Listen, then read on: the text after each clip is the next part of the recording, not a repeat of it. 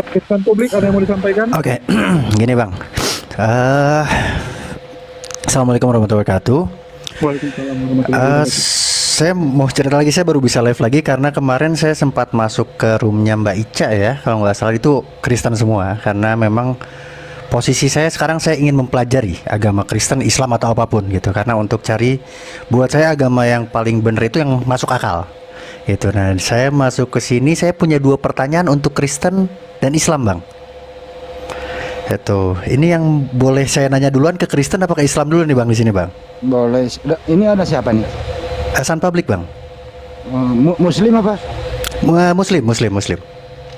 Tapi saya pingin punya pertanyaan buat keduanya, buat Muslim ya, buat Kristen ya. Karena ini posisinya saya tidak berdebat, Bang ya. Ini saya sebagai orang awam yang pingin belajar, itu, Bang. Ya silakan. Oke, kalau untuk Islam dulu Bang, ini Bang. Ini pertanyaan saya udah lama, tapi saya sering dapat jawaban yang kurang puas gitu. Jadi kan setahu saya bahwa Quran itu turun ayat per ayat Bang ya. Itu dari Al-Alaq dulu kalau nggak salah, pertama turun tuh 5 ayat, lalu ke yang lain-lain. Artinya kan Quran itu turun bukan surat per surat, ayat per ayat. Berarti kalau maaf kalau saya bilang mungkin urutannya acak-acakan. Nah, sedangkan mushaf Quran kan pertama kali dibukukan itu zamannya Utsman.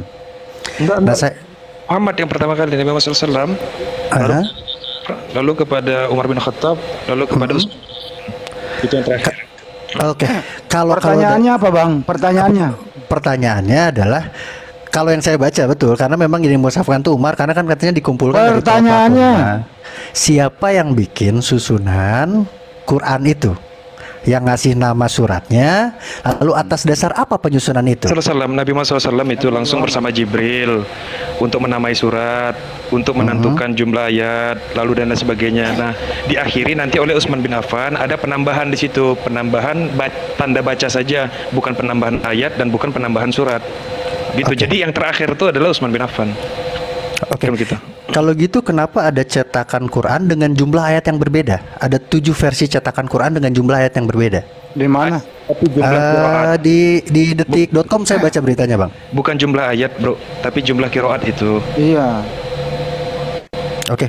Berarti informasi yang nyampe ke saya salah, Bang ya, bahwa katanya zaman Utsman itu Udah Anda bertanya udah kan? Udah dijawab. Oke. Katanya Anda mau berdebat, tapi Anda berdebat. Enggak Bang, mohon maaf, ini supaya saya mengerti aja Bang. Ya udah mengerti. Sekarang Supaya pertanyaan ke Kristen gitu. apa? Pertanyaan saya ke Kristen adalah itu kan perjanjian baru itu dibuat kalau nggak salah disahkan di konferensi Nicea. Itu zamannya Kaisar Konstantin.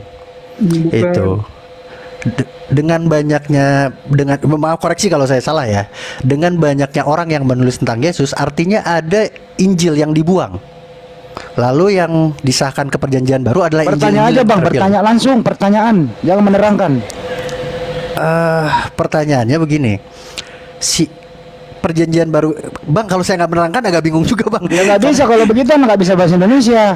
Nggak apa-apa, Bang Andi kayaknya. Coba. Tapi dipersingkat aja Bang San Pabrik. Ya, oke, siap. Mohon maaf Bang ya. Gini. Itu kan artinya banyak Injil-Injil yang dibuang, karena menurut saya bahwa Injil itu sejajar dengan kitab hadis, karena yang menulis tentang Yesus itu sahabatnya, sama kayak sahabat-sahabat Nabi tentang Nabi Muhammad. Nah, pertanyaan saya, betul nggak bahwa banyak Injil yang dibuang? Lalu atas dasar apa perjanjian baru yang sekarang, surat-surat dalam perjanjian baru masuk ke sekarang itu atas dasar apa? Gitu. Terus siapa yang menyeleksi itu? Apakah mungkin ayat Tuhan itu diseleksi oleh manusia? Gitu, monggo Bang. Cukup. Siapa Kristen yang mau jawab nih? Saya bantu jawab. Nggak ada Kristen kan mau jawab kayak ginian. Iya, aku bantu jawab. Yang pertama Bang, itu nggak jangan lu yang jawab, lu ah. Ya, karena dia punya sanad nggak ada Bang, nggak ada sanadnya, nggak bisa ada mata rantai sampai ke Yesus. Itu yang pertama. Terus kanonisasi bukan saat konsili Nicea Bang. Kanonisasi itu dimulai saat Marcion dari Sinope itu memimpin. Nanti saya yang jawab. Ya itu ada yang mau jawab tuh. Oke, Yosinaya jawab. Jadi gini Bro, kayak Bro bilang tadi, ini Bro ini Kristen atau Islam? Tadi udah ngaku Muslim dia. Enggak, sorry aku tadi ini berisik sini, makanya aku mute. Ada anak nangis, anak kecil. Nah, jadi gini Bro. Kalau nggak percaya dia Muslim bisa suruh syahadat nanti. Jadi kita percaya bahwa bahwa sebelum di kanon ada namanya gulungan-gulungan kitab ya, yang itu selalu terjaga ya. Bagaimana orang-orang Yahudi selalu menjaga itu ya, menjaga kitab-kitab itu. Dan bahkan pun kalau ada kitab-kitab ya yang gulungan itu yang ditulis di daun, bahkan di kulit ya, itu kalau ada yang udah merusak, mereka ganti salin sampai terjaga, sampai ada namanya kanon ya. Kanon yang bahwa yang sekarang kita kenal ya itu ya udah malah kabur dia. Zabur dan Injil. Oh, udah kabur. Enggak Jadi seru nih, begitulah. karena ada pertanyaannya. Ya, jadi siapa yang Begitu. memulai kanonisasi? Itu dia. Jelasin. Naikin lagi nih anak Jadi itu. gitu, yang sekarang kita percaya, yang tertulis itu ya Bible ya, yang ada kitab Taurat, Zabur dan Injil, itu selalu terjaga. Bahwa ya Tuhan itu kan dia Tuhan Ditanya Maha siapa Baik, yang Maha kanon? Pengasih. Ditanya siapa yang melakukan kanonisasi, Yosi Maulana. Iya ya bapak-bapak gereja ya, bagaimana udah Iya, siapa? udah Bapak mencanonkan itu siapa? Bapak itu kan ada nama. Masa namanya bapak 1, bapak 2, bapak 3 kan nggak mungkin. Tunggu saya buka data dulu. Data Udah lagi gini. dipakai handphone yang satu. Oh deh, udah aku bilang aku dibantu nggak mau. Intinya intinya Bang, bro, intinya kita Kristen ya percaya kitab-kitab itu selalu terjaga. Kalau mau ditanya mana Bukan itu pertanyaannya Bang, siapa nama bapak itu? Iya, nanti saya nanti saya buka di Google dulu siapa namanya. Oh, saya baru lupa. buka, belum jawab. Itu dong, Google dulu. baru mau Kan buka, bisa nggak tahu dibuka. namanya. Cuma Udah. handphone ada di satu lagi dipegang. Ya. Oke. Jadi apakah Jadi ada Injil yang dibuang? intinya kitab Tentu itu saja ada. dari dahulu makna firmannya tidak akan berubah, bro. Karena kalau berubah itu ya bukan kitab namanya kan, bukan firman Tuhan. Gitu intinya sih itu. Oke, jadi orang-orang yang terlibat itu banyak, bapak gereja ya banyak. Ya ada Origen, ya terus tadi aku bilang Irenaeus. Jadi banyak. Habis itu apakah ada yang dibuang? Ya tentu saja yang nggak sesuai disingkirkan. Ya, Pokrip udah yang belajar dibuang. Oke. Ya. Naiki yang tadi Mas, itu loh. kembali. Naiki yang tadi sambil baru ke Banyu, Mak. Naik. Intinya Oten beli garam dulu baru diskusi. Itu yang paling penting. Nah, beli garam sana banyak. Bang San, Ya, Bang siapa? San, banyak yang meragukan Anda Kristen, bisa Anda syahadat. Asyhadu alla ilaha illallah, asyhadu anna Muhammadar Rasulullah.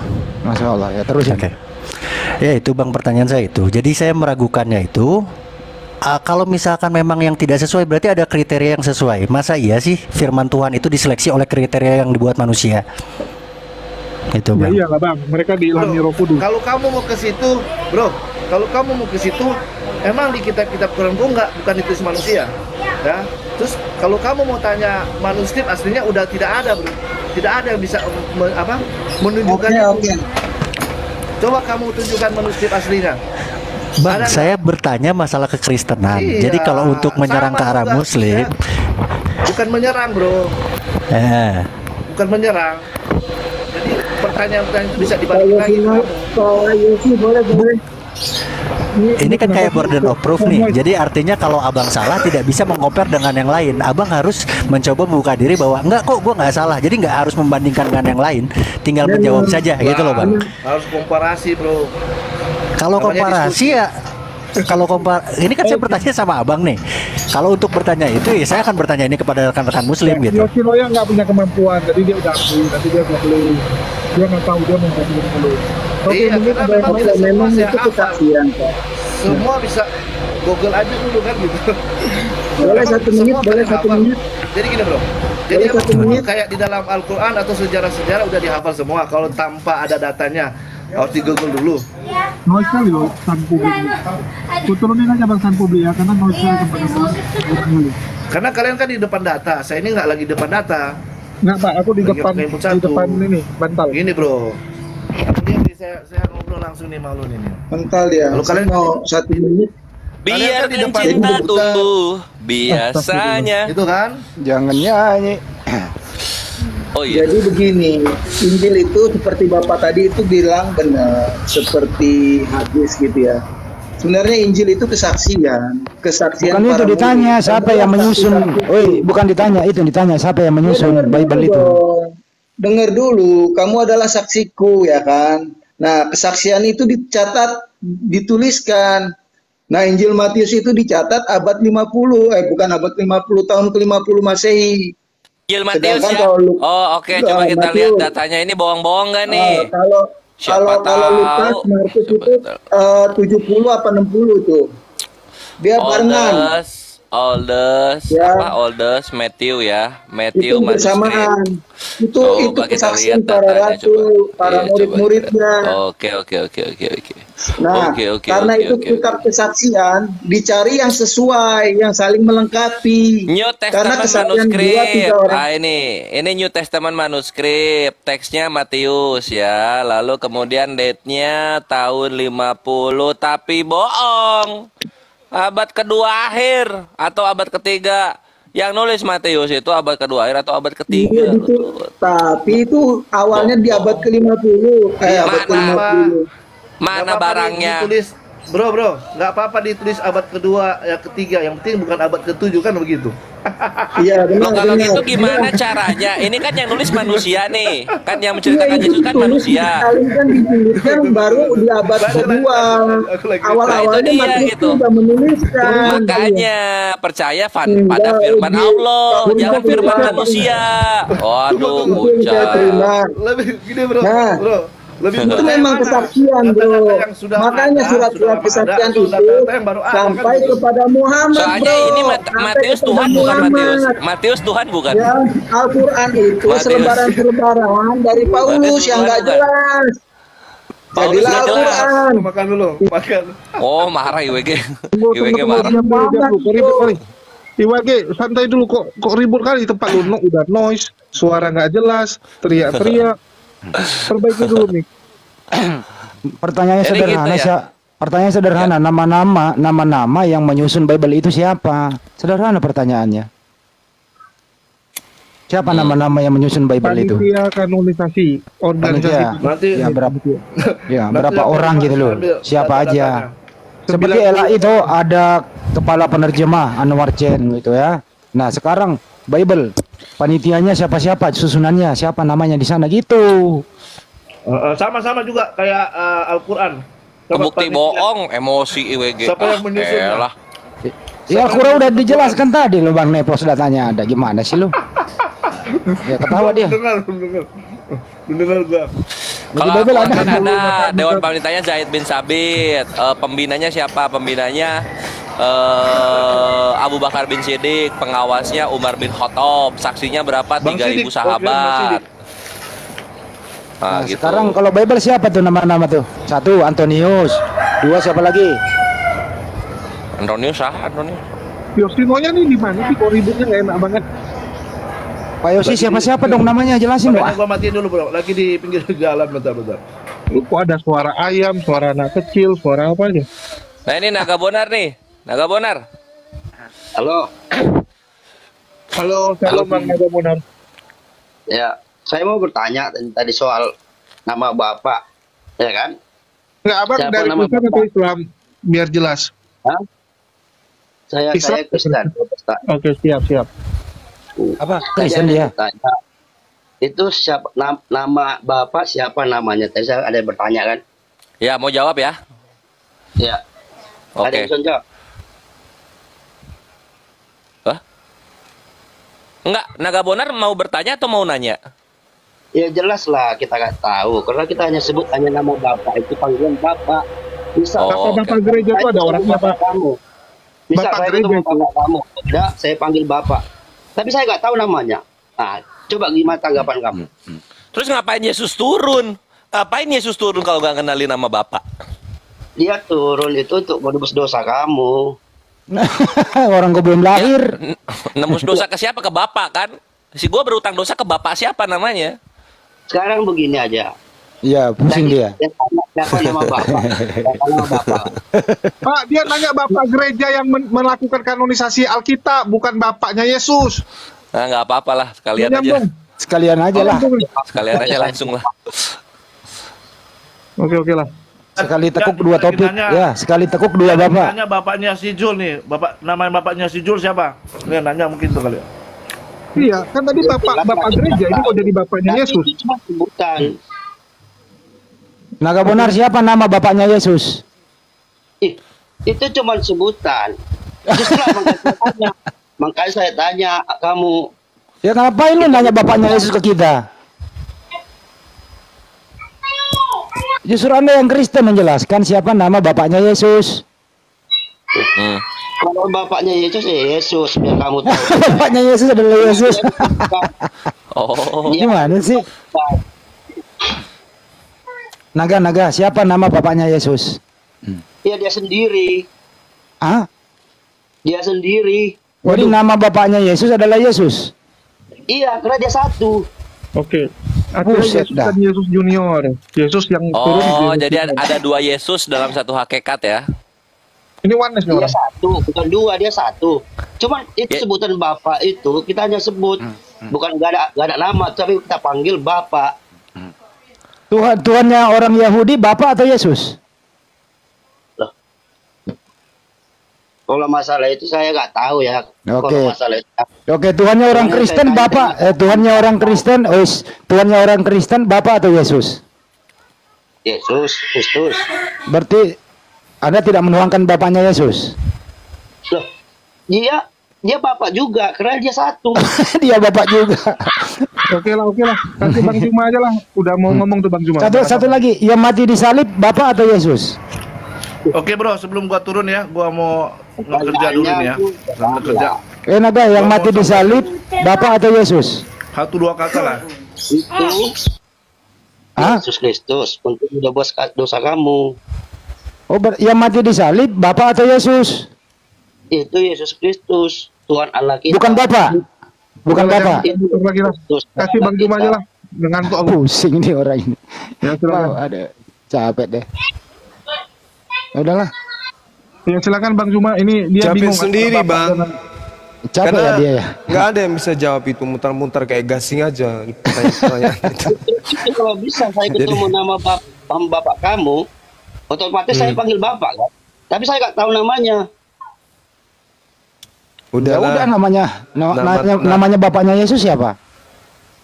Dia satu, dia. Siapa nama bapak Yesus? Ya Yesus. Nama bapak Yesus adalah Yesus. Gimana sih lu? Loh, karena dia satu. Mutar. Muter kan? Yang mati disalib siapa? Kalau bapaknya Yesus. itu ya Bapak, itu hanya sebutan, bro. Yang mati disalib siapa? Yesus. Tuhan Yesus Kristus. Yang dikandung Maria siapa? Yesus. Tuhan Yesus Kristus. Bukan Bapak. Bukan. Bapak hanya turun ke dalam. Bingung dia. Itu sebutan, itu hanya sebutan, bro. Bapak Hanya itu. sebutan. Jadi Bapak itu tidak ada, itu cuma gelar aja. Karena kita nggak tahu namanya. Udah. Iya, tapi dia ngambil ini. Ngambil Tuhannya orang Yahudi. Udah. Tuhannya Yahudi ada nama. Saya ketemu bapak kamu di jalan. Bapak kamu. Kenapa lu bawa bapak orang? Bapak Yesus doang aja dia bahas. Gini, Bang Naga Bonar, dengar dulu Bang Naga Bonar.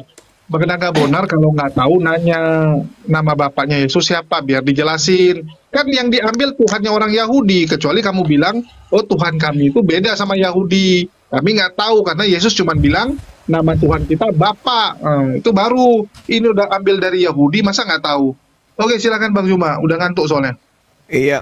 Jadi ya gini ya, terkait dengan Al-Quranul Karim dan juga kitabnya teman Kristen, ada dua sumber. Yang pertama, sumber Al-Quran itu adalah baginda Rasulullah Muhammad Sallallahu Alaihi Wasallam. Sumber kitabnya Kristen adalah Lukas, Markus, Matius, Yohanes, Petrus, Paulus. Yang menerima firman dari Allah adalah baginda Rasulullah Muhammad Sallallahu Alaihi Wasallam.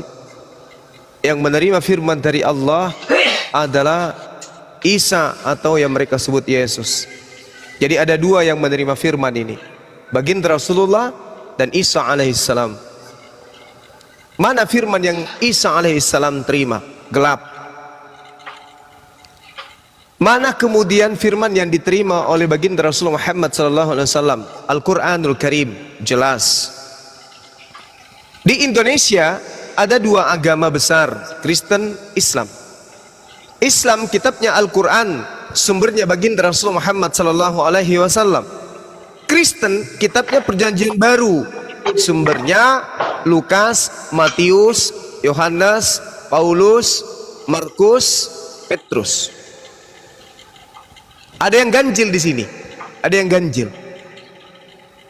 Markus 4:11 Yesus memberitakan Injil Allah. Kisah Para Rasul 8 Filipus memberitakan Injil Yesus. Injil Yesus, Injil Allah. Ini tidak nyampe ke Indonesia. Yang nyampe Injil Markus, Matius, Yohanes, Surah Paulus. Injil Yesus nggak nyampe, Injil Allah pun nggak nyampe. Padahal sumbernya adalah Isa atau Yesus. Jadi kitab yang diterima Yesus, ajaran ketetapan yang diterima oleh Yesus tidak sampai ke Indonesia. Yang sampai ke Indonesia hanyalah kitab ketetapan Lukas, Markus, Matius dan seterusnya. Islam kitabnya Al-Quran sampai kepada umat Islam hari ini. Apa kata baginda Rasulullah Muhammad sallallahu alaihi wasallam ketika berbicara mengenai Al-Quranul Karim? Allah menyebutkan Rasulun minallah yatslu suhufan mutahhara, yaitu baginda Rasulullah Muhammad sallallahu alaihi wasallam yang diutus oleh Allah yang membacakan lembaran-lembaran kitab suci Al-Quran. Valid, sahih. Bang Juma, diam. Bang Juma, diam. Bang Juma izin bang. Diam dulu bang, diam. Sabar. Giliran Anda Bang nanti Juma, menunjukkan Anda bahas Alkitab tapi Anda bahas Alkitab tapi Anda tidak menguasainya. Saya, kalau Anda mau belajar Bible kamu saya gratis, nggak perlu bayar. Kemudian Rasulullah Muhammad sallallahu alaihi wasallam menerangkan khusul Quran min arba'ah. Satu, Abdullah bin Mas'ud, Salim, Mu'az bin Jabal dan Ubayn bin Ka'af. Al-Quran menurut baginda Rasulullah Muhammad sallallahu alaihi wasallam, terimalah kitab suci Quran itu dari sahabatku, sebut nama beliau. Fa isa qara'na fattabi'u Quran. Apabila kami telah menyelesaikan membacanya, maka ikutilah bacaan itu. Valid, sahih. Ini kitab suci umat Islam. Kalau kita mengukur hal ini, sabar. Kalau kita mengukur daripada kitabnya orang Kristen, Lukas, Markus, Matius, Petrus, Kisah Para Rasul, Roma, Kiliki, Filipi, Pepaya, namakan semua. Tidak ada yang sampai ke Yesus. Yesus tidak pernah memberikan legitimasi. Diam dulu. Saya rasa Anda tidak perlu membahas Alkitab. Ya, diam dulu. Jangan malu. Diam dulu. Jangan malu. Ini kita berbicara mengenai dua lintas agama sesuai dengan pertanyaan yang tadi dari penanya. Lukas, Markus, Matius itu tidak pernah disebut oleh Yesus. Surah-surah Paulus, Roma, Filipi, Kiliki, Efesus, Pepaya, dan Remaneng itu nggak ada disebutkan oleh Yesus. Berarti kitab-kitab ini ilegal. Ilegal. Baginda Rasulullah Muhammad sallallahu alaihi wasallam mengatakan apa? Khairukum man ta'allamal Qur'an. Man ta'allamal Qur'an. Man ta'allamal Qur'an wa 'allamahu. Yang paling mulia di sisi kalian wahai umatku adalah yang mempelajari Al-Qur'an lalu mengajarkan kepada orang lain Al-Qur'an itu. Sahih, valid. Nah, sekarang pertanyaan yang kedua dari saudara yang bertanya tadi. Kenapa di Al-Qur'an itu menurut saudara yang Anda informasikan ayatnya itu siapa yang nyusun? Kenapa berbeda? Bung, Al-Qur'an itu tidak mengutamakan dari jumlah perbedaan hitungan ayat. Sama sekali ketika hitungan ayat itu berbeda, maka itu tidak menodai kesucian Al-Quran. Kok bisa kayak begitu? Yes. Apa alasannya? Perbedaan yang terjadi di kalangan ulama mengenai jumlah ayat suci Al-Quran itu hanya dipicu oleh pernyataan bahwa ketika baginda Rasulullah Muhammad SAW membacakan ayat suci kepada para sahabat, beliau Rasulullah selalu memulai dari pangkal ayat untuk mengajarkan kepada para sahabat bahwa itu merupakan pangkal ayat. Paham tidak dari sana? Rasulullah sering menggabungkan dua ayat. Rasulullah sering menggabungkan dua ayat demi kesempurnaan makna, sehingga sahabat yang ada menghitung itu adalah satu ayat, sedangkan yang lainnya ada yang menghitungnya 2 ayat. Sama seperti Al-Quran hari ini, ada yang tebal, ada yang tipis. Anda periksa yang tebal dan Anda periksa yang tipis, ada nggak ayat yang dikurangin? Ada nggak ayat yang ditambah? Oh, yang tebal ada penambahan ayat, yang tipis ada pengurangan ayat. Ada nggak? Nggak ada. Tipisnya ayat, tipisnya Al-Quran dikarenakan ada penggabungan beberapa ayat yang seharusnya pada lembaran yang pertama pindah ke lembaran kedua, atau lembaran kedua dikecilkan di lembaran pertama. Begitu juga yang tebal, ayat yang ada di halaman pertama pindah ke halaman berikutnya. Itu hanya penyusunan, tidak ada masalah. Kalau dikatakan Al-Ikhlas itu misalnya, atau Al-Fatihah itu misalnya ada 3 ayat, tetapi di Al-Quran lain Al-Fatihah berubah menjadi 10 ayat, apakah itu menodai ayat suci Al-Quran? Kagak. Selama ayat-ayatnya, apa itu ayat? Ketetapan-ketetapan yang ada di dalamnya tidak bertambah dan tidak berkurang. Kalau cuma dikatakan nomor 1, nomor 2, nomor 3, nggak apa-apa. Tetapi kemudian data-data di dalamnya, perkataan, kalimat, pesan yang ada di dalamnya itu tidak berkurang dan tidak bertambah. Jadi kalau ada ini mengatakan ulama Kufah mengatakan begini, ulama Mekah, ulama Madinah, ulama Basrah, ulama Syam mengatakan pernyataan data-data Bible berbeda-beda, tak masalah. Yang penting ayatnya jangan ditambah, ayatnya jangan dikurangin. Jangan sama seperti kitab yang Lukas, Markus, Matius, Yohanes, Filipi, Kalikinan, Remaneng, itu nggak pernah nyampe ke Yesus. Pincang dia, pincang, patah. Ibaratkan ada tembok yang memisahkan antara kitabnya orang Kristen dan mulutnya Yesus, karena mulutnya Yesus tidak pernah berbicara tentang kitab-kitab yang Kristen imani hari ini. Demikian saya pamit untuk sementara. Terima kasih. Salam tauhid, salam satu Tuhan. Assalamualaikum warahmatullahi wabarakatuh. Waalaikumsalam. Salam satu Tuhan. Oke, saya sekarang ya, boleh ya, boleh gedein saya nggak, bro? Tes. Oh, ini mana nih? Cek. Ya, terima kasih Bang Suma. Bro, boleh gedein saya nggak, bro? Bro host. Halo, bro host. Alah. Halo. Ini suara gua ada nggak ya? Halo, bro. Gua cek jaringan dulu nih. Ada. Cuma harusnya lagi nggak ada mungkin. Oke, terima kasih Bang Suma atas narasi-narasinya. Sebagian ada benarnya, sebagian framing ya menurut saya tentang Alkitab. Jadi begini loh Bang Suma ya, teman-teman. Alkitab itu sudah jelas ya, dia bisa menerangkan dirinya sendiri ya. Tidak lagi ada dukungan dari kitab yang lain untuk menyempurnakan kitab itu sendiri. Karena kitab ini sudah sempurna, bagaimana Yesus datang untuk menyempurnakannya. Terus Bang Suma bilang tadi bahwa Injil itu tidak sampai ke Indonesia, Injil Kristus tidak sampai ke Indonesia. Bang Suma nggak sadar bahwa kekristenan di Indonesia makin bertambah kan begitu. Makin banyak yang mengenal Yesus adalah Tuhan. Bahkan kekristenan di seluruh dunia ini adalah paling banyak mengisi dunia ini adalah kekristenan. Jadi seperti Bang Suma katakan tadi adalah sedikit framing ya, atau sedikit bohong ya, bahwa Injil itu tidak sampai ke Indonesia. Padahal sampai mana datanya Bang Indonesia Yosino, pun ya? Ya gini, sabar bro, jangan. Tadi Bang Zuma tuh ngobrol, kamu nggak minta datanya, mana datanya? Saya ngobrol, saya kan bisa bernarasi juga bro. Coba. Enggak, lu kan minta gedein data, kira minta gedein gambar, kira data. Gedein gua aja bro, gedein gua aja. Wah, rupanya cuma untuk kasih gaya-gaya lu. Oke, nggak apa-apa gaya-gayaan mau ngomong apa. Jadi teman saya di sini. Sorry ada telepon. Jadi teman-teman saya di sini, cobalah kita beredukasi yang baik, walaupun kita berbeda keyakinan kita, tapi janganlah kita membenarkan atau mengatakan bahwa kitab kita itu tidak sempurna. Kalau saya mengatakan saya di sini itu sempurna, nanti menjawabkan begini, Quran itu sempurna hadis, benar nggak teman-teman? Atau dia sempurna sendiri? Nah, makanya bagi teman-teman saya di sini ya, coba pahami, jangan Jangan kita framing terus tentang isi Alkitab atau tentang sejarah Yesus.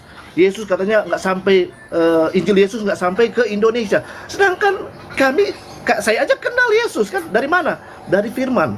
Dari mana? Dari bacaan. Dari mana? Dari pendengaran. Itulah Injil Kristus. Bagaimana Yesus mengatakan sebelum dia naik ke surga, dia mengatakan begini bro, di Matius 28 ayat 16 sampai 20. Dia mengatakan seperti ini, kepadaku telah diberikan segala kuasa di bumi dan di surga, karena itu pergilah, jadikanlah semua bangsa muridku, dan baptislah mereka di dalam nama Bapa, Anak dan Roh Kudus, dan ajarkanlah mereka melakukan segala sesuatu yang telah kuperintahkan kepadamu. Itu perintah Yesus. Makanya Injil itu sampai saya pun kenal Yesus dari mana? Dari pendengaran dan jadi membaca kitab suci itu, Alkitab itu namanya. Jadi saudara-saudara yang di sini pun banyak yang belum tahu tentang Alkitab, coba pelajari dengan apa? Dengan rendah hati. Jangan dengan apa? Dengan hati yang panas, hati yang mencari kesalahan-kesalahan. Karena kalau Anda, teman-teman saya di sini mencari kesalahan-kesalahan, Anda akan terperangkap dengan kesalahan-kesalahan itu sendiri. Karena kesalahan-kesalahan itu ada di dalam pikiran kita. Coba kita apa? Kita rendahkan hati kita menyelidiki kebenaran. Jika kita menyelidiki kebenaran, kita akan mendapatkannya itu, bro. Ya. Jadi jangan kita selalu tidak paham tentang Alkitab pun kita framing ya. Makanya saya berani naik di begini walaupun saya belum banyak mengetahui ya, masih belajar pula. Saya berani naik karena apa? Saya nggak mau teman-teman saya itu disalahin ya. Disalahin oleh siapa? Oleh teman-teman Kristenan, bahkan oleh Tuhan sendiri. Karena saudara-saudara tahu sendiri bagaimana kita memframing kebenaran itu semua ada karmanya, bro. Ya, saya hanya kasih ingat aja teman-teman saya di sini. Karena kalian itu adalah teman-teman saya dan saya bilang itu saudara-saudara pun, gitu loh. Bukan saya juga loh, saya hanya menyampaikan hal kebenaran, bro. Hal kasih Yesus saya sampaikan kepada teman-teman di sini. Kita kebenaran itu nggak boleh pakai perasaan. Saya menghargai keimanan saudara-saudara saya. Dari dulu kan saya bilang saya tetap menghargai pendapat teman-teman saya di sini. Coba juga. Betul, tapi yang dihadirkan sama itu kan data. Shalom bang. Ini bang Juma sama timnya ini hanya bahas Alkitab, tapi mereka nggak paham soal Alkitab, gitu loh, Yoshinoya. Mereka nggak ngerti soal Alkitab, dan mereka menyampaikan itu semuanya keliru. Makanya bang. Jadi apa yang disampaikan Bang Juma itu suatu penyesatan ketika dia membahas soal Alkitab, itu nggak benar yang dia sampaikan. Dia nggak ngerti firman Tuhan. Dia nggak ke Israel, dia nggak ke Turki, dia nggak tahu Antioquia. Kita udah ke Antioquia. Dia nggak ngerti soal kebenaran ini, Bang Juma ini nggak tahu firman, nggak tahu Alkitab. Tapi sok bahas Alkitab dia. Anda seorang pendeta ke Israel, ke Turki, tapi giliran ditanya satu data di dalam Bible, saudara, Anda mencret tepung kayak tadi malam. Apa artinya? Ayo. Oh, Anda mengeluarkan saya, Bang. Anda bahasa Yunani dibilang bahasa Ibrani. Ayat-ayat bahasa Yunani yang kita baca dibilangnya Ibrani. Udahlah, Mikael, saudaraku, belajar lagi lah. Belajar ya, pesan saya belajar. Jadi gini Bang ya, Juma, teman-teman ya. Saya baru pulang dari Antioquia bulan. Tunggu, ini bukan lagi lomba cepat pernah jalan-jalan, Bang. Silakan, Bang. Bentar. Jadi gini ya teman-teman, baik host dan juga yang lain-lain di sini ya. Cobalah sportif, kita saling beri waktu lah, 3 menit lah. Boleh. Siapa? Antara Michael. Saling bahas, kalau ada yang ditanya dijawab. Baru itu fair gitu. Boleh pakai timer aja Bang Michael ya. Iya. Boleh teman-teman sini lanjutkan ya. Mau pakai timer silakan. Tapi sebelumnya saya mau turun. Saya hanya pingin pamit aja sama teman-teman sini juga. Oke, makasih Bang Yoshinoya. Ditunggu kiriman Yoshinoyanya. Teman saya. Iya, ditunggu Oke bro ya, dari dulu nggak dikirim-kirim. Sambung lagi. Ya udah Bang Juma, oke. Mohon maaf. Nanti lanjut lagi Bang, sehat selalu Bang. Menyinggung ya bro, karena saya selalu kita belajar. Nggak mau ada pemusuhan ya. Oke semua ya, Bang Suma, Bang Handi, juga pendeta, juga host, Sebi yang baru naik, juga Bang Sugi, juga siapa di sini yang lain ya. Kores, oke semua ya, saya turun dulu ya semua ya. Oke, shalom. Oke.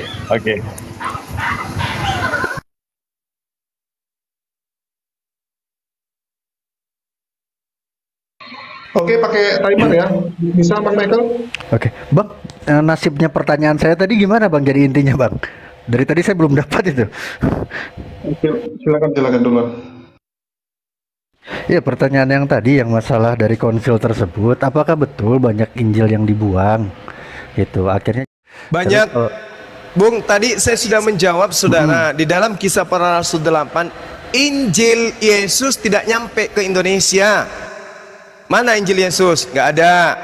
Injil Allah tidak sampai ke Indonesia. Mana Injil Allah yang Yesus beritakan? Nggak sampai ke Indonesia. Injil yang dimakan oleh seseorang di dalam Wahyu 10 nomor 10, dimakan, ditelan sampai ke perut, nggak sampai ke Indonesia. Paulus mengatakan menerima Injil, menerima firman dari Yesus dalam bahasa Ibrani, Injil itu juga nggak sampai ke Indonesia. Jadi nggak ada Injil-Injil yang diterima oleh Yesus. Artinya firman yang diterima oleh Yesus di dalam Yohanes 17 nomor 8, segala firman yang engkau berikan kepadaku telah aku sampaikan kepada mereka, dan mereka percaya bahwa engkau lah yang telah mengutus aku. Segala firman yang Yesus terima yang tidak bertambah dengan dan tidak dikurangi dengan catatan-catatan pengarang, itu mana segala firman yang Yesus terima itu? Nggak ada sampai ke Indonesia, nggak ada. Jadi banyak kemudian Injil yang tidak muncul di Indonesia ini. Makanya Paulus di dalam Galatia mengatakan, aku heran begitu cepat engkau berpaling kepada Injil-Injil lain selain Injil yang kami beritakan. Injil mana yang dimaksud oleh Paulus ini? Injil mana? Injil yang tidak lolos pada saat seleksi Bible. Makanya ada istilah kanonik. Empat Injil yang Kristen pakai hari ini adalah Injil-Injil yang diloloskan pada saat konsili. Makanya dikatakan kitab kanon. Kenapa dikatakan kitab kanon? Karena pada saat pengkanonan kitab, ada beberapa kitab yang menceritakan Yesus kawin, yang menceritakan Yesus itu bertuhan, yang menceritakan tentang datangnya baginda Rasulullah Muhammad SAW. Itu disebut Injil Apokripa, Injil yang disembunyikan sampai hari ini. Yang mereka pakai hanyalah Injil yang berkesesuaian dengan imannya orang Roma, Yunani. Yang lain ditolak.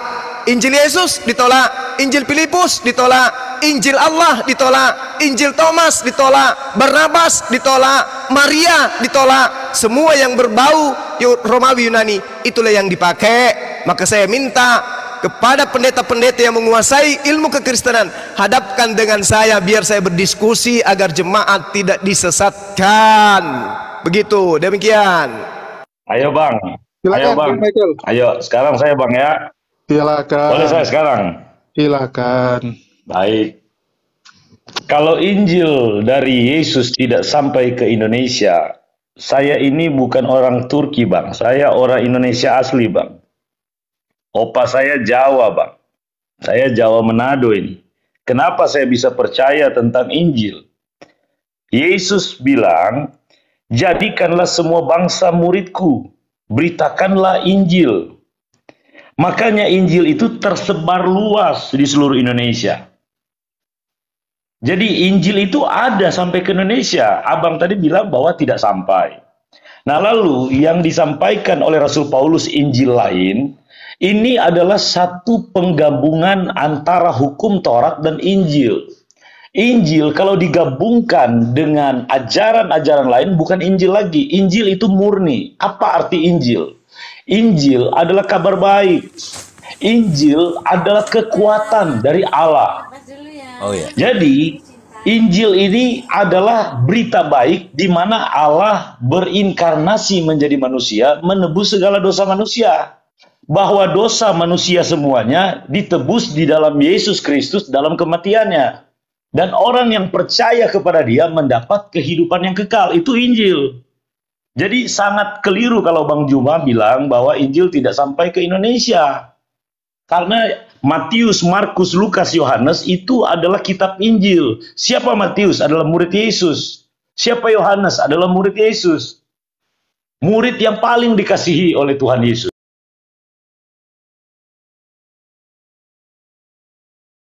Sanggahan saya, terima kasih.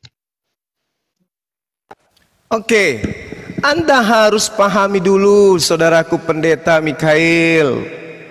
Paulus di dalam kitabnya menerangkan Kisah Para Rasul 26:14 yang dicatat oleh asistennya Lukas. Paulus mengaku, aku mendengarkan suara dengan menggunakan bahasa Ibrani.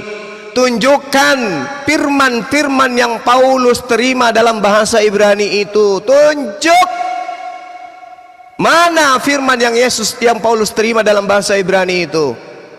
Tunjukkan ke saya. Di dalam pengakuan Markus, ketika Yohanes ditangkap, Yesus datang ke Galilea. Yesus mengajarkan Injil Allah. Tolong tunjukkan Injil Allah yang dimaksud. Yang ada di Indonesia Injil Lukas, Injil Markus, Injil Matius, Injil Yohanes, surah-surah Paulus, surah-surah Petrus. Yang saya minta Injil Allahnya mana? Injil Allah yang Yesus terima adalah Kasih tahu kalau udah bisa jawab ya. Ya kalau udah selesai ngomong pasti giliran abang, Bang, jangan dipotong. Injil Allah yang Yesus katakan, yang Yesus beritakan adalah kumpulan firman-firman Allah yang diceritakan Yesus di dalam Yohanes 17:8. Semua firman yang engkau sampaikan kepada aku telah aku sampaikan kepada mereka. Mana semua firman itu? Di mana Yesus mengatakan, aku tidak berkata-kata dari diriku sendiri. Yang aku katakan adalah firman yang diperintahkan untuk aku katakan dan aku sampaikan. Mana perkataan Tuhan yang Yesus tidak tambahin, yang Yesus tidak kurangin? Itu yang kita minta. Tunjukkan segala firman yang 100% muatannya hanya firman Tuhan. Tidak ada penambahan pengantar, tidak ada pengurangan pengantar. Bisakah Anda tunjukkan kepada saya? Silahkan.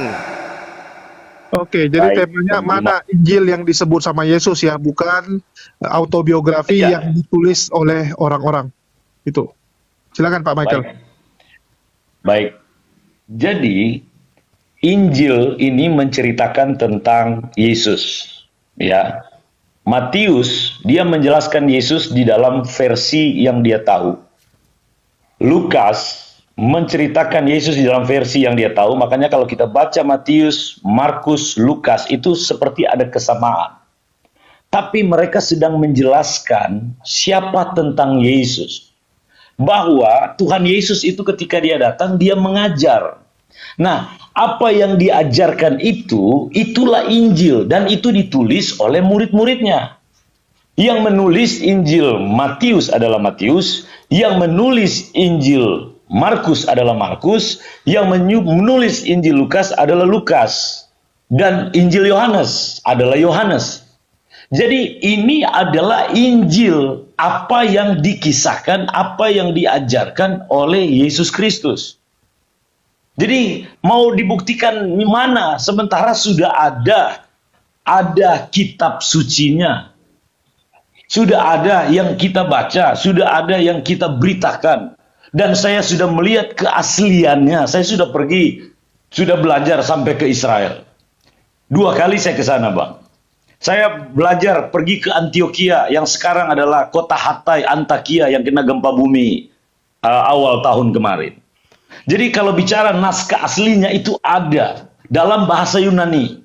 Nah, lalu diterjemahkanlah kepada bahasa Indonesia.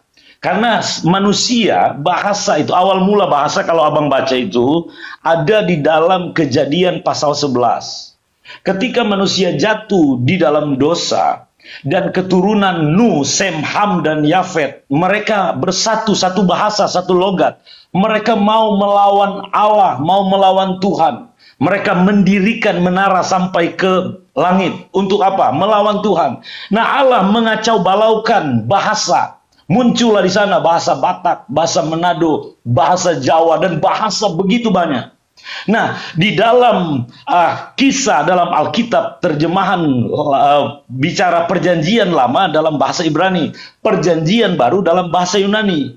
Namun, kalau berbicara bahasa, ini bisa ditranslate, bisa diterjemahkan. Nah, Lembaga Alkitab Indonesia menerjemahkan dari bahasa Ibrani dan dari bahasa Yunani, dan terjemahannya itu sekarang ada terjemahan baru edisi 2, bisa dilihat di Google.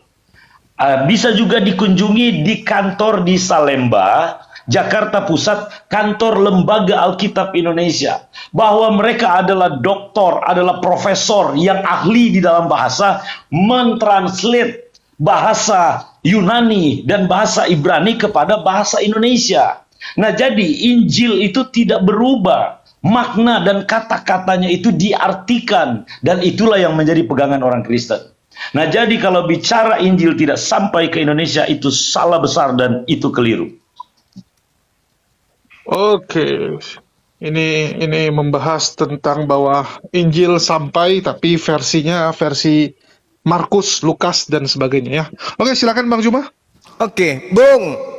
Kamu baca 1 Korintus 7:40. Data-data di kitab saudara jelas. 1 Korintus 7:12. 1 Korintus 7:40. Paulus mengatakan, aku berpendapat apa yang aku tuliskan bukan aku terima dari Allah, tetapi yang kutuliskan adalah kehendakku sendiri, karena aku ingin bermegah. Aku berpendapat artinya bukan firman Allah. Yesus dengan terang mengatakan, aku tidak berkata-kata dari diriku sendiri.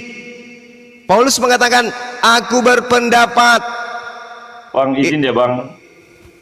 Maksudnya kan ini Matius, Markus, Lukas, Yohanes gitu. Anda sedang membahas ke Korintus, itu nanti lari konteks lagi kalau saya bahas. Tunggu. Biarkan dulu Bang. Nanti Anda sanggah saja. Biarkan dulu. Ini kita sedang berbicara tentang Yesus. Di dalam kitab Markus 1:14, sesudah Yohanes ditangkap, datanglah Yesus ke Galilea. Apa yang diajarkan di sana? Dalam bahasa Ibrani, keresu. Jangan Anda sebut ini Ibrani, ini Yunani. Keresu. Apa yang dikatakan itu? Menceritakan, memberitakan, mengajarkan, menyampaikan tentang apa? Injil. Injil siapa? Injil Allah. Ini menurut pendapatku itu muncul tuh di layar. Apakah ini firman yang diterima oleh Yesus dari Allah? Bukan. Yang saya tanya, mana firman yang Yesus beritakan kepada Bani Israel? Mana segala firman itu? Saya kasih data kepada saudara sebagai pendeta. Di dalam Yohanes 8:47, barang siapa yang berasal dari Allah, ia mendengarkan firman Allah. Itulah sebabnya kamu tidak mendengarkan firman Allah, karena kamu tidak berasal dari Allah. Yohanes 8:26, banyak yang harus kusampaikan dan kuhakimi tentang kamu, akan tetapi dia yang mengutus aku adalah benar, dan apa yang kudengar daripadanya, itulah yang kusampaikan. Apa yang kudengar dari Allah, itulah yang kusampaikan. Yesus sebagai penyampai firman. Firman yang Yesus sampaikan itu mana? Yohanes 8:40. Tetapi yang kamu kerjakan adalah berusaha membunuh aku. Aku seorang yang mengatakan kebenaran kepadamu, yaitu kebenaran yang kudengar dari Allah. Yohanes 14 nomor 24. Barang siapa yang tidak mengasihi aku, ia tidak menuruti firmanku, dan firman yang kamu dengar itu yang dari mulutku, bukan daripadaku, melainkan dari Allah yang mengutus aku.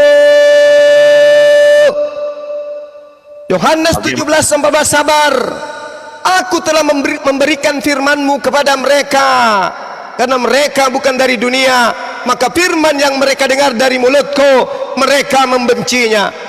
Yohanes 17:8, sebab segala firman yang engkau sampaikan kepada aku telah aku sampaikan kepada mereka, dan mereka menerimanya. Mereka tahu benar bahwa aku datang daripadamu, dan mereka percaya bahwa engkaulah yang telah mengutus aku.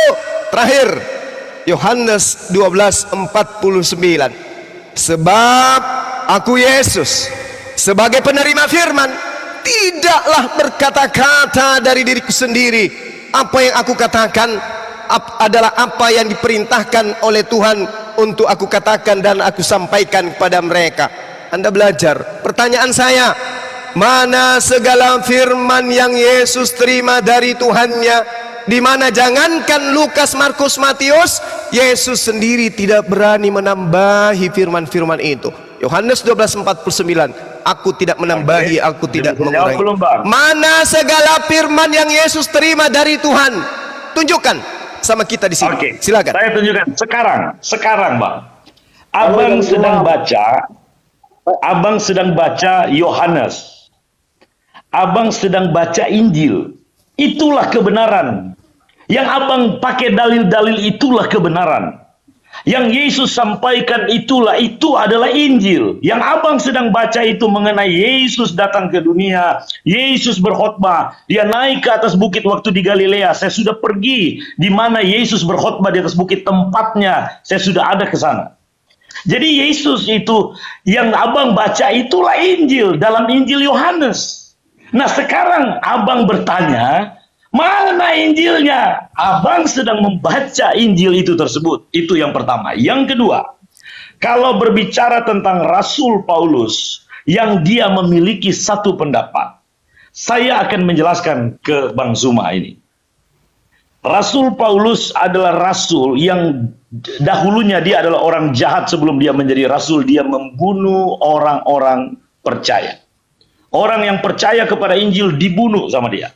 Karena dia adalah Sanhedrin. Kalau abang ke Israel, abang itu akan belajar bagaimana di dalam pemerintahan Israel di waktu itu ada yang namanya Sanhedrin. Sanhedrin ini adalah di mana tokoh-tokoh agama yang masuk di roda pemerintahan.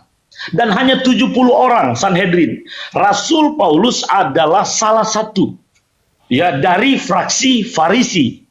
Nah, Rasul Paulus ini dia itu mau membunuh orang-orang yang percaya kepada Yesus.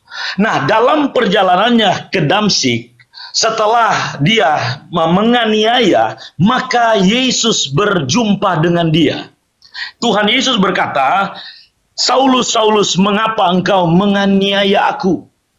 Nah, lalu Rasul Paulus di dalam ketakutannya dan dia melihat cahaya sampai matanya buta. Jadi Rasul Paulus ini dipilih oleh Yesus Kristus untuk menjelaskan hukum Taurat masuk kepada Injil. Makanya Rasul Paulus menulis lebih banyak kitab di dalam Perjanjian Baru. Nah, untuk bicara pendapat, Rasul Paulus ini berbicara soal Injil. Dia berbicara di dalam segala pendapatnya dalam tuntunan Roh Allah kalau dipelajari. Tadi yang abang buka itu kan, aku ini ada Roh Allah. Makanya Rasul Paulus menjelaskan bagaimana Yesus ini dari hukum Taurat, ya, arti dari hukum Taurat lalu menunjuk kepada Injil, yaitu Yesus Kristus. Dialah yang menjelaskan. Makanya pada waktu di Yerusalem dia menyampaikan ini sampai di Turki, ya, bagaimana Rasul Paulus dipakai oleh Tuhan sampai ke Antioquia. Nah, kalau dibilang bahwa Rasul Paulus itu tidak menyampaikan Injil, itu salah besar.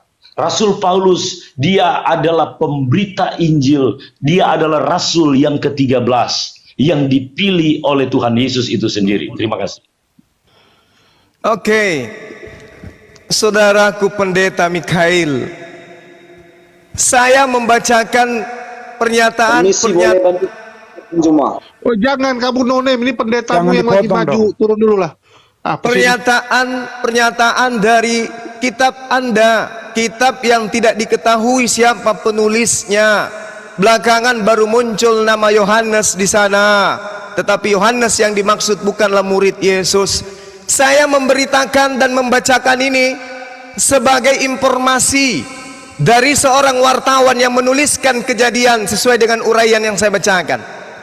Anda harus belajar, Yohanes ini bukan tulisan murid Yesus, anak Zebedeus. Bukan. Apa buktinya?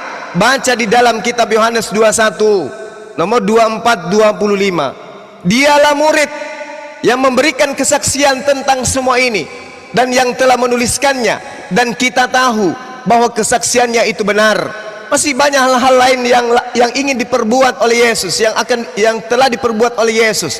Tetapi jikalau semua itu harus dituliskan satu persatu, maka agaknya dunia ini tidak akan memuat semua kitab yang harus ditulis itu. Jadi jelas Yohanes ini bukan penulis kitab Yohanes. Kitab Yohanes maksud saya dituliskan orang yang tidak jelas yang menerima kesaksian dari seorang murid. Muridnya pun tidak diketahui siapa. Saya ulang, Yohanes 21 jelas mengatakan dialah murid. Andai saja kitab Yohanes dituliskan oleh Yohanes anak Zebedeus, murid Yesus, maka dia akan mengatakan, akulah murid yang memberi kesaksian tentang semuanya ini dan telah menuliskannya, dan kita tahu bahwa kesaksianku itu betul. Tapi dikatakan dialah murid dan kesaksiannya murid itu benar. Jelas pengarang kitab Yohanes bukan Yohanes murid Yesus. Murid Yesus di dalam Kisah Para Rasul 4 nomor 13 diceritakan sebagai orang yang buta huruf dan kidiot. Oke, jadi tidak mungkin dia menulis kitab. Yang menulis kitab ini adalah wartawan yang tidak diketahui. Jadi menurut wartawan yang ada di kitab Yohanes, jelas sekali Yesus menceritakan segala firman yang engkau berikan kepada aku telah aku sampaikan kepada mereka. Yang sedang kita cari adalah segala firman yang diterima Yesus, bukan catatan-catatan wartawan yang tidak jelas yang karya tulisnya kemudian dilabeli Yohanes agar dianggap ini tulisan Yohanes. Tolong tunjukkan segala firman yang Yesus sampaikan itu. Mana segala firman yang Yesus terima? Karena di dalam Markus 1:11 diceritakan bahwa diceritakan Yesus memberitakan Injil Allah. Mana Injil Allah? Mana Injil Allah? Bukan Injil Lukas, Injil Markus. Injil Allah yang saya cari. Apa Injil Allah itu? Cakupan segala ketetapan-ketetapan Allah kepada Bani Israel yang masuk ke kuping Yesus dan keluar dari mulut Yesus. Mana itu? Tunjukkan, tunjukkan. Silakan.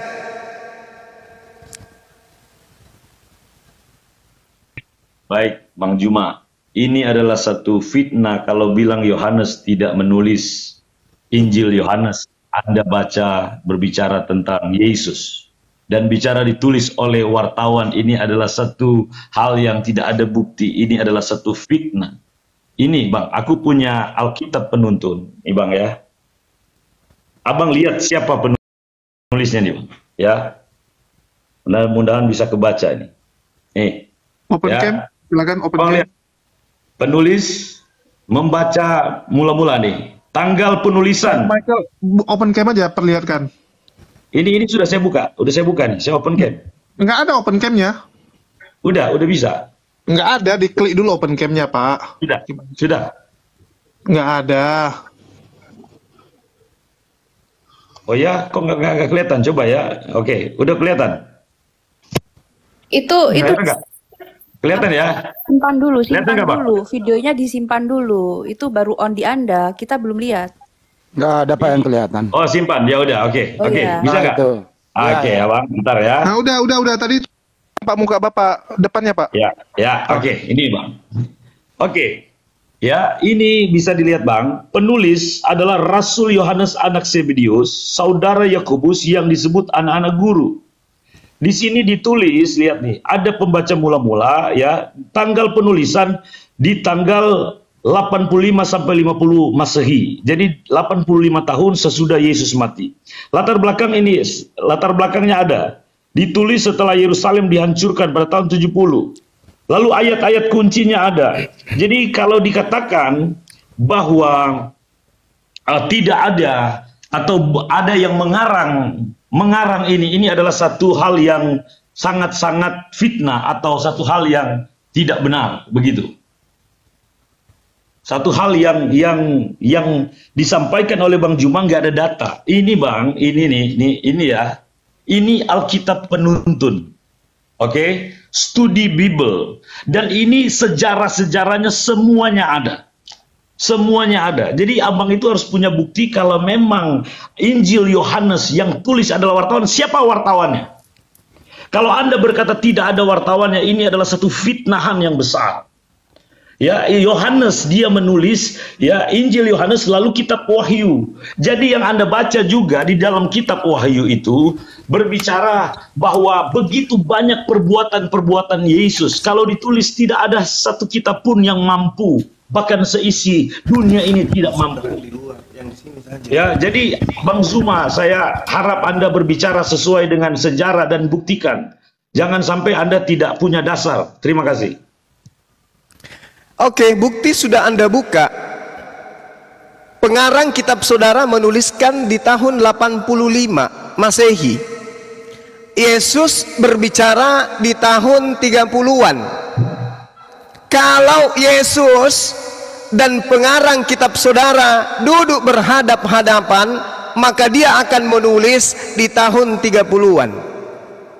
Ternyata Anda menunjukkan penulisnya di tahun 85.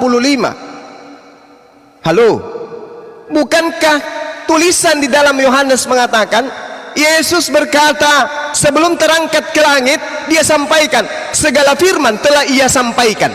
Berarti Yesus menyampaikan firman itu di tahun 30-an, 33 Masehi. Lalu pengarang kitab saudara menuliskan di tahun 85 Masehi, selisih 50 tahun, waktu yang tidak sebentar. Oke, 50 tahun. Sementara Yohanes itu bukan penghafal. Yohanes tidak menghafal semua ucapan-ucapan Yesus. Segala firman yang engkau sampaikan kepada aku telah aku sampaikan kepada mereka. Tuntas diajarkan oleh Yesus di tahun 33 Masehi. Jedar dituliskan di tahun 85. Apakah Yohanes ini penghafal? Sementara di dalam Kisah Para Rasul 4:13 dikatakan Yohanes murid Yesus adalah orang idiot. Ngerti idiot? Paham orang idiot? Liurnya keluar dari mulut, hidungnya keluar meler, kupingnya juga keluar meler, mandi pun tak pernah. Itu orang idiot, menghafal segala menghafal semua ucapan-ucapan Yesus. Dan Anda yakin Yohanes 1, Yohanes 2, Yohanes 3, Yohanes 4, Yohanes 5, Yohanes, Anda yakin itu dihafal oleh penulisnya? Anda mengatakan itu yang menulis adalah murid Yesus, dituliskan di tahun 85. Berarti setebal kitab itu Yohanes yang idiot ini menghafalnya. Na'udzubillah, ini pembodohan. Diam dulu, Pak Pendeta yang saya hormati, diam dulu. Ini sedang kita kaji keotentikan kitab saudara. Yesus menarasikan, penulis menarasikan, Yesus menyampaikan, penulis menuliskan. Anda membuktikan, Anda open kamera, Anda mengatakan Bible Yohanes dituliskan tahun 85. Orang yang bernama Yohanes boleh saja. Markus juga disebut Yohanes, nama lainnya Markus. Nama lain daripada Markus, asisten Paulus juga Yohanes namanya. Kisah Para Rasul 12 nomor 12. Markus nama lainnya adalah Yohanes. Mana tahu yang Anda maksud Yohanes itu adalah Markus. Ayo, coba Anda lihat Yohanes 21 nomor 24 25. Dialah murid yang memberi kesaksian tentang semua ini. Artinya murid Yesus kalau panjang umur yang bernama Yohanes anak Zebedeus bertemu dengan pengarang kitab saudara di tahun 85. Makanya dia mengatakan dialah murid yang memberikan kesaksian tentang semua ini, ya, dan yang telah menuliskannya, dan kita tahu bahwa kesaksiannya itu benar. Penulis Bible Yohanes mungkin bertemu dengan Yohanes anak Zebedeus di tahun 85. Tapi pertanyaannya, apakah mungkin Yohanes anak Zebedeus lolos dari pembunuhan, dari penjara, sedangkan Markus 1 nomor 11 menceritakan dengan akurat bahwasanya Markus menceritakan Yohanes ditangkap. Markus 1:14. Yohanes yang ditangkap ini siapa? Kalau ini Yohanes Pembaptis, oke. Tapi Yohanes anak Zebedeus, bukankah dia niaya, ditangkap, dipenjarakan oleh Paulus? Lalu kapan dia ketemu dengan penulis Yohanes itu sendiri? Catatan terakhir buat saudara, di dalam 2 Petrus 2 dituliskan, sebagaimana nabi-nabi palsu dahulu tampil di tengah-tengah umat Elohim, demikian pula di antara kamu di sini Bani Israel, akan ada guru-guru palsu Di antara Bani Israel akan ada guru-guru palsu. Mereka akan memasukkan pengajaran sesat yang membinasakan. Jadi ada pengajar-pengajar di tengah-tengah Bani Israel akan memasukkan pengajaran sesat yang membinasakan. Kata siapa? Pengarang Petrus. Jadi saudara, tolong tunjukkan data. Kayaknya udah kepanjangan deh, Bang. 10 detik terakhir. Tolong tunjukkan di mana Yohanes murid Yesus menghafalkan semua firman-firman yang setebal itu, sehingga nanti di tahun 85 baru dia tulis hafalannya. Demikian, silakan Anda bernarasi keliling 7 kali. Oke, mungkin aku tengahi dulu ya. Jadi menurut Bang Zuma, ya sangat tidak mungkin secara usia, karena kitab Yohanes adalah kitab Injil terakhir di antara 4 Injil, di mana diperkirakan 85 sampai tahun 100 ya Injil tersebut ditulis. 150. Ya, jadi kalau kita bicara usia, kan nggak mungkin Yohanes murid Yesus saat ikut Yesus masih umur 1 tahun. Oke lah kalau kita bilang umur 10 tahun dia ikut, 10 tahun tambah 50-an, 60-an, ya umur 60-an dia masih hafal kisah yang terjadi 50-an tahun yang lalu dengan detail luar biasa. Bahkan banyak sumber-sumber yang mengatakan bahwa kitab Yohanes itu salinan dari kitab-kitab yang lain ya, Markus, Lukas, dan Matius. Ya mungkin Pak Michael ada sumber referensi yang lain, silakan. Ini sama aku masuk dong dikit. Oh boleh, Kores mau kasih data, silakan. Sama ini Gurunda. Dikit Mikael, gue 1 menit aja. Iya, 1 menit aja. Iya, silakan. Jadi ada ini ya, ada penyelewengan sejarah di sini. Tadi dia bilang berbohong bahwasanya tahun 85 ditulis kan gitu ya. Sedangkan yang kita tahu manuskrip paling tua dari Yohanes itu yang sebesar kartu kredit, dan itu fragmen ya, bukan manuskrip. Dia adalah Raylands Library Papyrus P52. Yang dimungkinkan paling awal adalah abad pertama pertengahan atau mentok-mentok abad kedua. Jadi ini tahun 150-an sampai tahun 200. Dan itu segede gini. Tuh. Segede gini dia. Jadi gimana? Lu mau dapat cerita Yesus gimana kalau kisahnya segede gini? Tulisannya 0, berapa fontnya? Kan gitu kawanku. Jadi jangan bohong. Kalau lu bilang penulisan tanggal 85, tunjukkan manuskripnya. Karena sepengetahuan kami setelah kami percek, semua manuskrip yang menceritakan Yesus itu adanya abad kedua ke atas. Nggak ada abad pertama. Gitu my brethren. Thank you. Silahkan Gurunda. Akhi Jibril, jazakallahu khair. Gurunda siapa? Wih, keren. Pendeta. Jibril yang kasih luar biasa. Ya, silakan. Baik. Jadi begini, dalam Alkitab menjelaskan bagaimana orang-orang yang berumur yang tetap mereka dalam kondisi kuat. Harus diingat bahwa rasul-rasul ini mereka dipenuhkan oleh Roh Kudus. Roh Kudus ini adalah satu kekuatan yang mengajar. Jadi kalau bicara soal ingatan, jadi Roh Kudus ini memampukan, ya kalau saya kasih contoh dalam perjanjian lama seperti Abraham di dalam usianya yang sudah 80 tapi dia kuat. Seperti Musa di dalam usianya yang sudah tua tapi dia masih kuat seperti orang muda. Yosua. Nah, jadi berbicara tentang murid-murid Yesus ini, mereka itu dipenuhkan oleh Roh Kudus.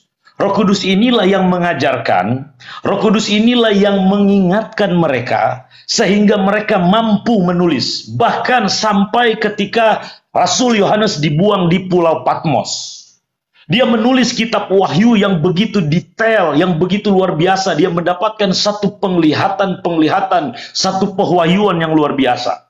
Jadi mereka menulis ini, jangan Bang Suma berpikir dengan kekuatan manusia. Kalau dengan kekuatan manusia, mereka menulis ini tidak akan seakurat dan sedetail, dan kata-katanya tidak akan begitu teratur seperti yang Bang Zuma baca. Jadi mereka menulis atas tuntunan Roh Allah. Dan itulah yang menjadi dasar bagi setiap orang-orang yang percaya kepada Tuhan Yesus. Jadi roh yang membawa mereka, memberikan hikmat, memberikan ilham, lalu bagaimana mereka menulis dengan begitu akurat dan luar biasa. Sebab itu kita tidak meragukan kitab Injil, karena ditulis bahwa mereka itu dipenuhkan dengan roh Allah. Nah itu jawabannya Bang Juma. Ya. Silakan Bang Juma. Tunggu HP saya lobet. Just Iya. Oke, sabar ya, sabar ya. Disiapkan ya, Res. Ya, lanjut. Oke. Iya Bang Ade, aku kelihatan yang ini. Suara saya masih kedengaran? Bagus. Mantap. Oke. Bung, narasi yang Anda bangun akhirnya adalah narasi keputusasaan. Apa itu? Yang memimpin penulisan kitab Yohanes. Maaf, ada dalilnya, Bang. Sabar, nanti saya akan sajikan. Sabar, Bang. Anda dalil, saya sajikan bukti. Sabar, Anda berhadapan dengan Bang Suma ini, bukan jemaat. Anda mengatakan bahwasanya penulisan Bible Yohanes dipimpin oleh Roh Kudus setelah tak ada. Anda tidak berdaya. Yohanes disebut kidiot. Yohanes tidak ada penghafalan. Kalau Anda mengatakan dibimbing oleh Roh Kudus, baca dulu dong. Dialah murid yang memberikan kesaksian semuanya ini. Kenapa penulis kitab Yohanes masih butuh kesaksian-kesaksian? Kalau dia ternyata menerimanya dari ilham Roh Kudus. Bukankah ucapan Yesus telah disampaikan di tahun 33 Masehi? Kenapa ada Roh Kudus lagi? Bukankah Yesus telah menyampaikan itu? Dan kalau dia dari Roh Kudus, kenapa dia butuh kesaksian-kesaksian? Mari kita buktikan. Kalau ini adalah betul Roh Kudus, kebohongan yang kedua Anda simak setelah ini. Di dalam kitab saudara, penulis Yohanes, pengarang Yohanes, wartawan Yohanes menuliskan di bab 3 nomor 13, tidak ada seorang pun yang telah naik ke surga selain daripada Yesus yang telah turun dari surga, yaitu Yesus anak manusia, anak Maria. Ini benar atau tidak ini tulisan pengarang Yohanes nih? Ini wartawan dari mana ini? Wartawan dari mana nih yang menuliskan berita ini? Tidak ada seorang pun yang telah naik ke surga selain daripada Yesus yang telah turun dari surga, yaitu Yesus Kristus anak manusia Maria. Bullshit, dusta yang telah dilakukan oleh pengarang-pengarang Yohanes ini. Ini wartawan lepas yang tidak jelas. Kenapa? Di dalam 2 Raja-Raja 2 nomor 11 sedang mereka berjalan terus sambil berkata-kata, tiba-tiba datanglah kereta api dengan kuda berapi memisahkan keduanya. Lalu naiklah Elia ke surga dalam angin badai. Pendusta, pembohong. Dia mengatakan di dalam catatan Yohanes 13:13, tidak ada orang yang pernah naik ke surga selain Yesus. Ternyata 2 Raja-Raja 2:11, Elia lebih dulu naik ke surga. Bullshit, penulis kidiot. Tidak pernah belajar tentang kitabnya orang Yahudi, sok-sokan menulis. Inilah yang saya katakan, Yohanes murid. Kayaknya udah kepanjangan nih Bang. Aku tuh jawabnya singkat-singkat Bang. Abang itu menjawabnya menjelaskan seolah-olah Abang tahu tapi keliru semua ya Abang. Oke, baik. Saya katakan kepada Anda bahwa murid Yesus yang Anda sebut Yohanes Zebedeus bukanlah pengarang kitab Yohanes. Di mana Yohanes menulis dia idiot? Lukas menuliskan. Abang menjelaskan tapi abang nggak mengerti soal firman. Lukas, Bang Michael. Dengerin dulu datanya Bang. Dengerin dulu datanya. Kasih data dulu biar dia. Gini. Bang Michael kan dia cuma patokan LAI. Tunggu, Pak Michael. Pendeta Michael kan patokannya LAI karena dia percaya LAI itu pintar. Coba dikasih bukti bahwa memang dikatakan bahwa Yohanes itu kidiot. Mana ayatnya dia idiot? Oke, silakan Kores. Kisah para Rasul 4 ayat 13 dalam bahasa Yunani, idiotai. Iya, Bang Andi tunggu ya, belum keluar ininya, apa namanya, belum dapat aku kayak tunggu ya. Iya, Pak Michael. Kisah para Rasul. Iya. Ini kita sedang bahas Yohanes ini. Makanya Bang jangan berasumsi. Di dalam kisah lalu para jangan Rasul hanya berbicara dengan mengarang, nggak bisa. Dikatakan Yohanes idiot. Dikatakan ada sama dasarnya. temannya sendiri yang seperjuangan mengatakan bahwa Yohanes idiot, Pak. Anda kalau mana baca ayatnya? LAI, oke, itu yang enak. Mana ayatnya? Buktikan kan mana gitu. ayatnya? Siap. Kores, kerja. Jadi jangan kita bicara dan Anda menjelaskan sementara Anda tidak mengerti. Iya, sabar Pak Michael, tenang. Kalau ini kan enak. Itu Bang Juma. Jangan Anda sedang bernarasi dengan sabar Pak Michael. Pak Michael kan saya dari semalam saya katakan jangan ajarin saya tentang Bible. Kan udah aku bilang semalam. Iya kan? Gini, Anda itu membahas Bible tapi Anda tidak mengerti. Semua diam. Biar ditunjukkan dulu. Gini Pak Michael. Iya, kalau kita patokan LAI, ini bukan levelnya lagi. Tapi jangan hanya patokan LAI kalau mau pinta. Karena nanti kita mana dalilnya? Iya, sabar, Kores. Iya, udah ini loh, kisah para apostolos 4:13. Ya, Pak Michael. Ini kita sedang bahas Yohanes. Kisah para rasul itu konteksnya berbeda, Bang. Jangan lari ke konteks yang berbeda, Bang. Mana disebut Yohanes? Iya, itu di situ disebut. Sini. Jadi Gurunda itu nggak pernah bohong. Gurunda tuh nggak pernah bohong. Iya, jadi temannya sendiri, Pak. Ini seperjuangan, Pak. Sama-sama sama dia. Ketika sidang itu melihat keberanian siapa, Pak Pendeta? Petrus dan Yohanes. Tuh. Dan mengetahui bahwa keduanya orang biasa yang tidak terpelajar. Heranlah mereka dan mereka mengenal keduanya sebagai pengikut Yesus. Nah, di sini Petrus dan Yohanes, orang biasa mereka yang tidak terpelajar. Diam dulu, tapi Bang. mereka dibutuhkan oleh Roh Kudus. Sebab itu mereka menyampaikan dengan hebat. Baca. Dengar Iya, dulu lah. Ini LAI. Posisinya LAI kita baca. Iya, LAI menutupi suatu bahasa Yunani gitu. Di sini tuh ada pembohongan terjemahan di sini tuh. Ada pembohongan terjemahan menurut ya yang kita dapat datanya. Silakan Kores. Nah, sekarang kita lihat bahasa Yunaninya. Pak Pendeta kan tahu ya, bahasa Yunani itu adalah bahasanya Perjanjian Baru. Kita buka Perjanjian nih. Baru bahasa aslinya Yunani. Iya, nah ini biblehub.com ya. Kisah para apostolos itu silakan, saya akan jawab. Ya, kisah para apostolos itu kan bahasa Inggrisnya Acts. Jangan terguncang, Pak. Verse 13 ya. Kita baca sama-sama. Terentes deten Petro paresian kai iano. Nah, ini ya. Petro itu bentuk genitif dari Petrus, iano itu bentuk genitif dari John. Nah, ini iano. Kai kata labemenoi oti antropoi, di sini agramatoi, tidak terpelajar. Yang tadi kita lihat tidak terpelajar. Eisin kai tada idiot gitu. Nah, Alkitab itu ya. Anda membahas Anda tidak mengerti. Sekarang saya tunjukkan video lagi ya. Nah, tunggu sekarang kita lihat dulu skala. Sekarang kita lihat dulu skala. Skala kecerdasan IQ manusia. Kalau 140 ke atas jenius. Idiot di mana? Di sini. Tuh. Oke, sekarang saya bahas soal ini. Baik. Pak bahas itu loh Pak, original tesnya Pak Michael, jangan pindah topik. Sekarang saya bahas. Iya, oke, saya akan bahas soal itu. Baik. Ya udah, kisah 3:14 Pak dibuka. Oke, kisah pasal yang keempat itu kan yang tadi yang dibacakan. Ya, kisah pasal 3, lihat di sini Petrus menyembuhkan orang lumpuh, baru kisah pasal 14 khotbah Petrus di Serambi Salomo. Lalu Petrus dan Yohanes di hadapan mahkamah agama.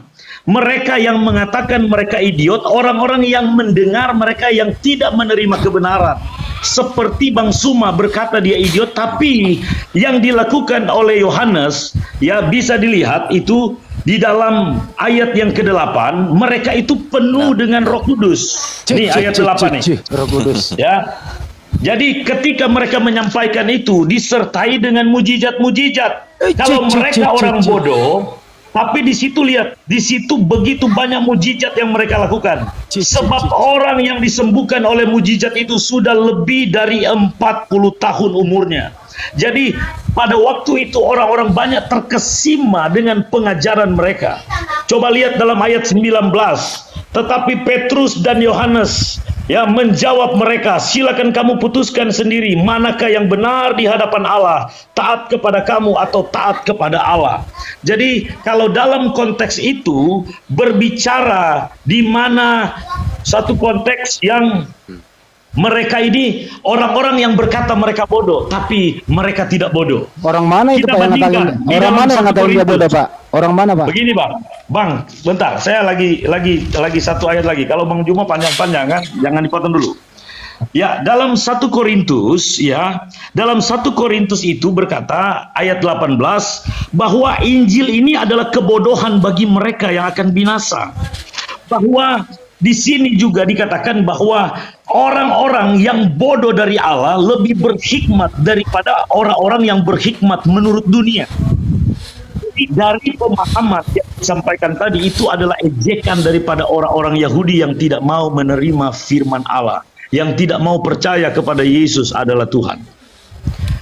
Pendeta, kenapa terjemahan LAI-nya curang Pak? Menipu, nggak sesuai dengan originalnya Pak? Kenapa? Abang bisa cek ke kantor Lembaga Alkitab Indonesia. Nah itu yang Anda baca tadi loh. 5 kali. 5 kali. Jadi mereka ini adalah orang-orang terpelajar yang luar biasa, yang mengartikan sesuai konteks. Udah Banyuma, udah. Cukup. Udah ya. Nah sekarang saya mau sholat maghrib. Pak Pendeta, kalau pengarang kitab Yohanes cuma ya intinya gini Bang, jangan abang itu berasumsi dan menyampaikan satu hal yang tidak benar. Jangan berhenti. Saya cuman izin pamit ibadah sebentar. Habis itu lanjut lagi. Saya juga mau ada doa sebentar Bang. Abang berdoa, saya juga mau berdoa Bang. Sekarang begini saya tanya.